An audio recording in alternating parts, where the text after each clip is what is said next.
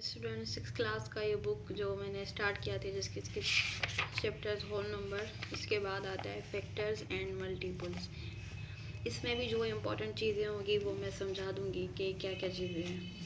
पहले तो factors and multiples में हमें जो है डिफरेंस देखना है कि दोनों में डिफरेंस है क्या, और दोनों में जो ख़ास डिफरेंस होता है वो ये होता है कि फैक्टर्स हम उसको बोलते हैं कि जिस नंबर को किससे मल्टीप्लाई डिवाइड करें तो हमें जो है रिमाइंडर वो ज़ीरो मिले। जैसे कि 18 का फैक्टर, 18 का फैक्टर कौन सा होगा? 18 का फैक्टर 2 हो सकता है, 2 की टेबल में 18 आता है। इस तरह से 2 को 18 से डिवाइड करेंगे तो रिमाइंडर हमें क्या मिलेगी? 0। तो हम कह सकते हैं कि जो 2 है वो 18 का फैक्टर है। अब 18 के फैक्टर और अगर हम फाइंड करने की कोशिश करें, 2, 3, 6 और 1, उसके बाद 18 की खुद की टेबल। अब इस तरह से हमें फैक्टर फाइंड करने होते हैं।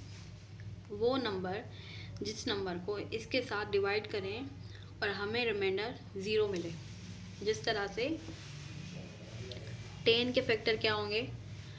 10 का फैक्टर होगा 2, 5, उसके बाद 10, 1, उसके अलावा और दूसरा 8 का फैक्टर क्या होगा? 2 भी हो सकता है, 8 भी हो सकता है और 4 भी हो सकता है। तो ये होते हैं हमारे फैक्टर्स जिनको हम डिवाइड करें तो हमें रिमाइंडर में 0 मिले। उसके बाद आता है फैक्टर जो होते हैं वो लिमिटेड होते हैं। इसीलिए लिमिटेड होते हैं क्योंकि अगर आप देखें कि 4 के फैक्टर हमें ज़्यादा से ज़्यादा कितने मिल सकते हैं? 2 मिलेगा, 4 मिलेगा और 1 मिलेगा। उसके अलावा तो और कोई नहीं मिल सकता क्योंकि 4 वो दूसरों की टेबल में नहीं आता। और अगर हम इसी जगह पे मल्टीपल्स देखें तो मल्टीपल्स अनलिमिटेड होते हैं। मल्टीपल्स देखें, 2 के मल्टीपल्स कौन से होंगे? ये 2 है और इसके हमें फाइंड करने हैं मल्टीपल्स। तो मल्टीपल्स कौन से होंगे? मल्टीपल्स वो होंगे जो इसकी टेबल में आते हैं। 2 1 ज़ा 2, 2 2 ज़ा 4, 2 3 ज़ा 6, 2 4 ज़ा 8। तो ये जो हैं सारे 10 तक गिने या उससे ज़्यादा जितने हम बढ़ाने चाहें, ये सारे होंगे इसके मल्टीपल्स। ये सारे होंगे मल्टीपल्स। तो इसका मतलब हुआ कि मल्टीपल्स जो होते हैं वो अनलिमिटेड होते हैं किसी भी नंबर्स के, लेकिन जो फैक्टर होते हैं वो जस्ट लिमिटेड होते हैं। जिन फैक्टर्स वो होते हैं जिनसे हमें रिमाइंडर 0 मिले, लेकिन मल्टीपल्स वो होते हैं जिनसे हमें रिमाइंडर 0 नहीं बल्कि वो अनलिमिटेड होते हैं ज़्यादा से ज़्यादा।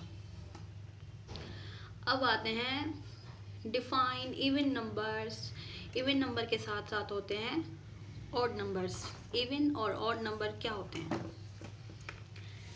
जैसे कि नातिक और मुफरद अदद, इनको बोलते हैं।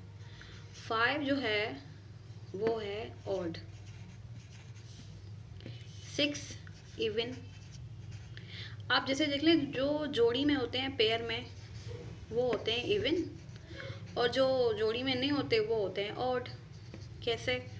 जैसे कि ये 3 ये 3 है, ठीक है, ये जोड़ी पेयर बन गया, ये एक अकेला रह गया, तो ये होगा हमारा ऑड। और जैसे 4 ले लेते हैं, 1 2 3 4, एक ये पेयर बना और दूसरा ये पेयर बना, तो ये इसको हम कहेंगे इवन नंबर्स। इवन और ऑड नंबर्स यही होते हैं। अगर कहीं पे ज़्यादा आ जाएं तो वहाँ हम कैसे सिलेक्ट करेंगे कि कौन सा इवन है और कौन सा ऑड है? तो इस बुक में इन्होंने एक जो है इन्होंने ट्रिक बताइए।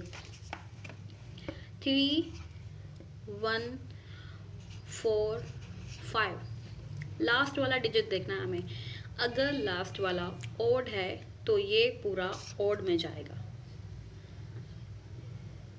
और अगर लास्ट वाला ये वाला इवन है तो ये सारा नंबर इवन कहलाएगा। तो इसका मतलब ये ट्रिक होती है इसको समझने की।